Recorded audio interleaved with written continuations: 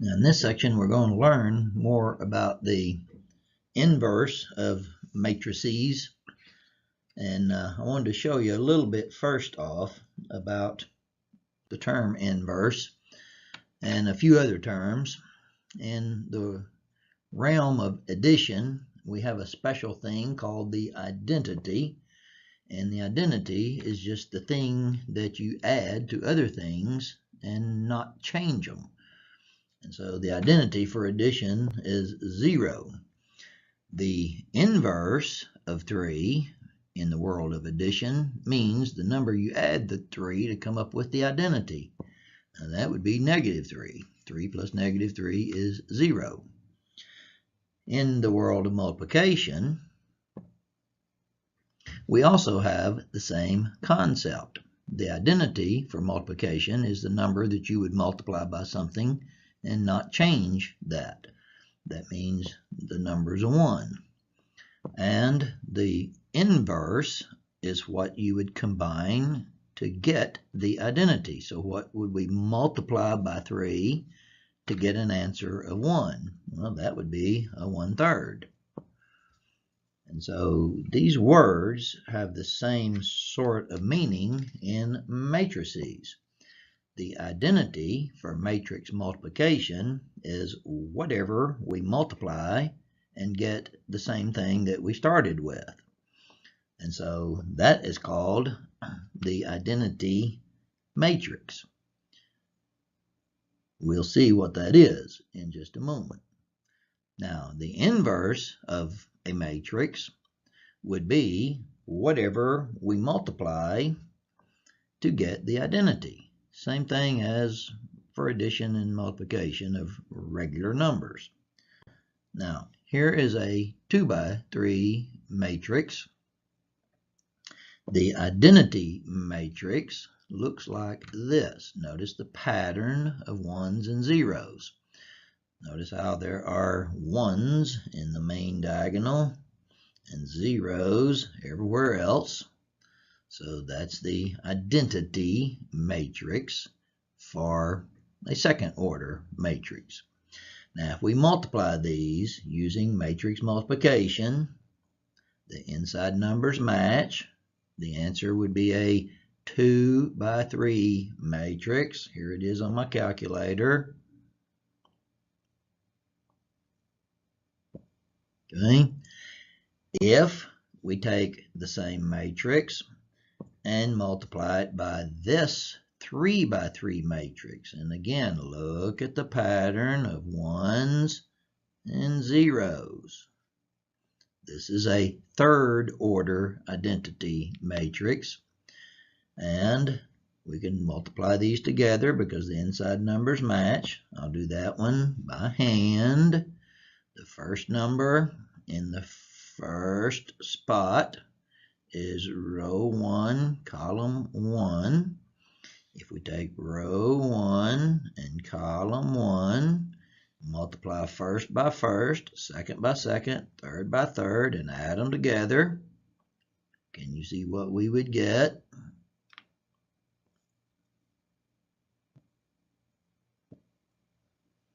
I'll go through the rest of it quicker. All the matrix multiplication rules that we learned earlier would give us these numbers.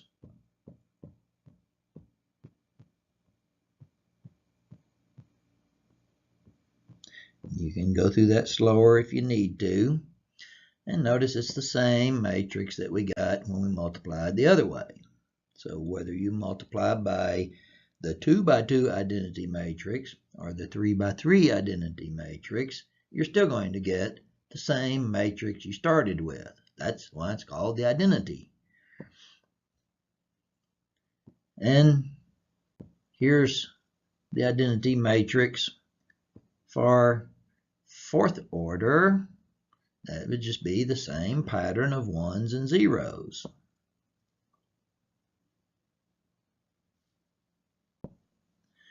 Now, the inverse matrix is the matrix that we would multiply by some matrix and get the identity as our answer.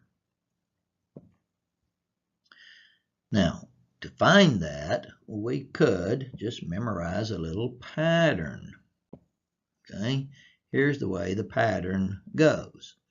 We could take the two numbers in the upper left and lower right and swap places with them. Take the two numbers in the upper right and lower left and leave them in their respective positions, but change signs on them. And then multiply the two numbers in the upper left and lower right, upper right and lower left, and subtract. Now that's 8 minus 7 or 1. Now you can see that this is what we would come up with, and that is our identity matrix. I mean the inverse matrix that gives the identity. Okay, here's the same one with a different matrix. So here again is the process. We swap the two numbers, 1 and 4. We change sign on the 2 and the 3. We multiply 1 times 4 and 2 times 3 and subtract. We can put the 1/2 together with each one of these and write it all as one big matrix. That's the inverse matrix. Now that's easy if it's a 2 by 2. Easier still is to take out our calculator, type the matrix into our calculator, and use the key called the inverse key. Now on your calculator, that's on the left-hand side where it says x negative 1.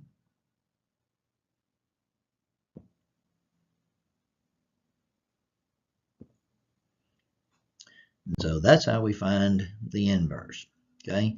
Now 3 by 3, we can't hardly do that one by hand. There is a process. It's long and drawn out, and I'm not going to show it to you. If you don't have a calculator for doing it, see me sometime, and we'll go through the process for finding the inverse of a 3 by 3. However, we type that into our calculator, use the same button as before, and we get our inverse matrix. Now, the only thing I'm going to show you about using inverses, other than what we'll be doing later in the chapter, is this thing called cryptography. Now, I won't tell you in the video anyway all the whys and wherefores, but here's the process. We've got a message. We're going to use this system for encoding our message. For example, the phrase "math is great." If we use this matrix to encode it, here are the steps. We want to look up each letter in the phrase in the table. M is a 13, A is a 1,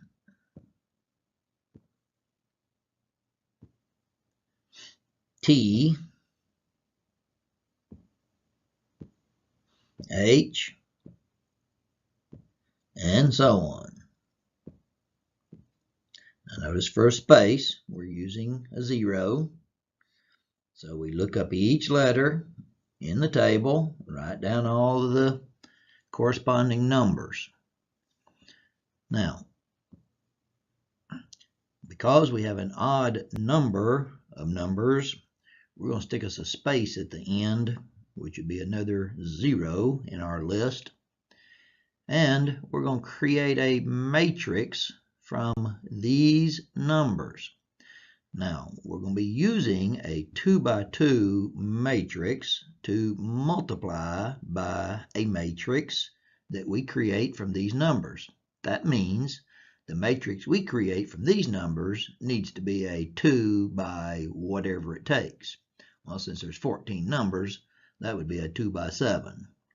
So we're going to create a 2 by 7 matrix like this. Pay attention to the pattern. The 13, then the 1 right below the 13, then the 20, below that an 8, and we keep going in this pattern. We get all 14 numbers into the matrix. We take out our calculator, we type the matrix, and multiply them.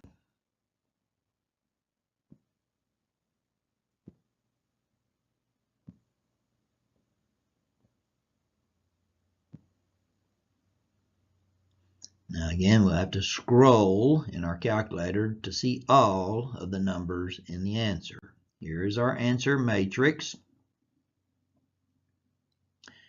We would give that as the list of numbers. Notice again the pattern: 27, 13, 48, 20, 9, see the pattern, 0, and so on.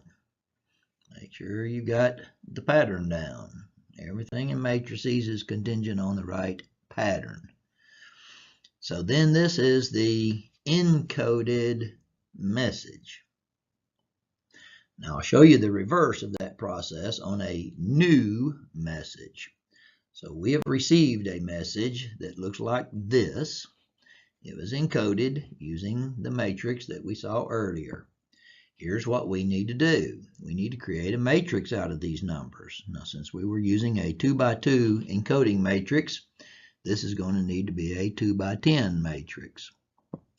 And again, the same pattern of numbers. The 27 in the first spot, 13 below it, 58 next column, 20 below that. Make sure you have the pattern down. We take out our calculator. This time we want to use, notice, the inverse matrix. So to decode, we use the inverse. We multiply that together using our calculator, and this is what we come up with. Now remember the order of things, okay? The 13, we go look them up in the chart, 13, 1, 20, and so on. Just look the numbers up in the chart. Same chart that we had back at the beginning. It's the pattern of numbers that we need to pay careful attention to. And so that's encoding and decoding messages.